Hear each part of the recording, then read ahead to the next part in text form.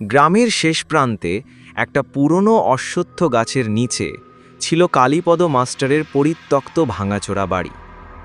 লোকজন বলতো ওই বাড়িটাতে রাত কাটানো মানেই মৃত্যুর ডাক। কারণ আজ থেকে প্রায় ২০ বছর আগে কালীপদ মাস্টারের একমাত্র মেয়ে শিলার রহস্যময় মৃত্যু হয়েছিল সেই বাড়িতে। কেউ বলে শিলা নিজে আত্মহত্যা করেছিল, আবার কেউ বলে বিয়ের রাতে বর তাকে ফেলে পালিয়ে গিয়েছিল, তাই শিলা অভিমান করে গলায় দড়ি দেয়। যাই হোক, তারপর থেকে কেউ সাহস করে ওই বাড়ির সামনে গেলেই কান পাতলে শোনা যায় কাঁদো কাঁদো গলা, আর কখনো শোনা যায় বিয়ের শাঁখ আর কোঞ্চ শিঙারের আওয়াজ। ঘটনাটা শুরু হলো এক বৃষ্টির রাতে। অমল পেশায় এক স্কুল শিক্ষক, নতুন এসেছেন গ্রামে। মাস্টারি করার জন্য তাকে গ্রামেই থাকতে হবে, কিন্তু থাকার মতো ঘর নেই। লোকজন তাকে সাবধান করে বলল, ওই ভাঙা বাড়িতে যদি সাহস থাকে থাকতে পারো, তবে রাতে দরজা শক্ত করে দিও আর জানালা যেন খোলা না থাকে। অমল হাসল, আমি ভূতে টুতে বিশ্বাস করি না, বৃষ্টি থামলেই ওই বাড়িতে উঠছি। বৃষ্টি যখন খানিকটা থামল তখন রাত প্রায় 11:30। অমল একটা টর্চ হাতে ওই ভাঙা বাড়ির ভেতর ঢুকল। ছাদের অর্ধেক ভাঙা, ঘরের কোণে কোণে মাকড়সার জাল, হাওয়ায় একটা পচা স্যাঁতস্যাঁতে গন্ধ।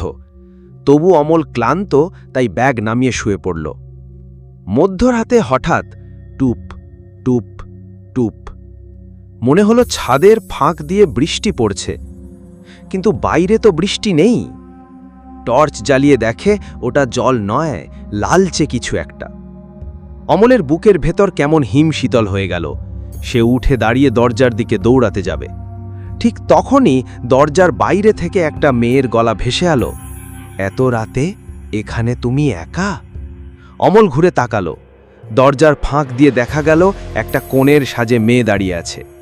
সাদা শাড়ি, কপালে সিঁদুরের টিপ, কিন্তু তার পায়ের কাছে জল জমে আছে আর পায়ের আঙুলগুলো উল্টো করে বাঁকানো। অমল হাঁপাতে হাঁপাতে বলল, কে কে তুমি? মেয়েটা মিষ্টি হেসে বলল, আমি শিলা। তুমি কি আমার সঙ্গে থাকবে? আমি খুব একা। এ কথা বলেই মেয়েটা আস্তে আস্তে ভেতরে ঢুকল। তার গায়ের গন্ধটা একেবারে পচা ফুলের গন্ধ। অমল পেছাতে থাকলো আর মেয়েটা এগিয়ে আসতে থাকলো। হঠাৎ তার মুখের এক পাশ খুলে গেল, গলার একদম ভেতর পর্যন্ত ছিঁড়ে আছে, আর সেই ফাঁক দিয়ে বেরিয়ে এলো কেঁপে ওঠা একটা লম্বা কালো জিহ্বা। অমল দৌড় দিল, দরজা খুলে বাইরে বেরোতে যাবে, কিন্তু দরজা যেন বাইরে থেকে আটকানো। পেছন থেকে শোনা গেল শিলার গলা, যেতে দেবে না, তুমি তো আমার বর, আজ আমার বিয়ে। এরপর পুরো ঘর জুড়ে শোনা যেতে লাগলো শাঁখের আওয়াজ, কোণের কান্না আর পায়ের ঘুঙ্গুরের ঝমঝম। চারদিক অন্ধকার। হঠাৎ টর্চের আলোয় অমল দেখল ঘরের কোণে ঝুলছে একটা দড়ি, আর সেই দড়িতে ঝুলছে শিলার পচা দেহ। চোখ দুটো যেন ফেটে পড়বে এমন উল্টে গেছে, দুলছে দুলছে, আর তার কণ্ঠে ভেসে আসছে, তুমি তুমি আমার সঙ্গে মরবে। অমল চিৎকার করে দরজা ভাঙতে লাগলো।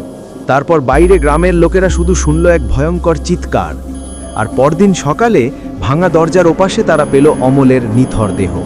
মুখে জমে আছে এক ভয়ানক আতঙ্কের ছাপ, আর তার চোখের মণি দুটো নেই, যেন কেউ টেনে বের করে নিয়েছে।